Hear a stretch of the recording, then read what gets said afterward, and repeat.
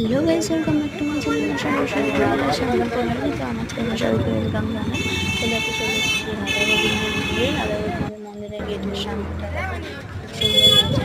তোমরা সবাই ছবি তুলছো, আমিও কিছু ভিডিও করে নিচ্ছি।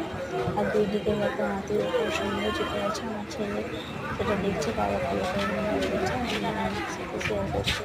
তো দেখো বেশ সুন্দর কারুকার্য করেছে রাধা গোবিন্দ মন্দিরের গেটের সামনেটা। দারুণ লাগছে মন্দিরটা। চৈত্র মন্দির আছে ডেকোরেশন করেছেন যে মিস্ত্রিরা করেছে, তাদের হাতের কাজটা অসাধারণ।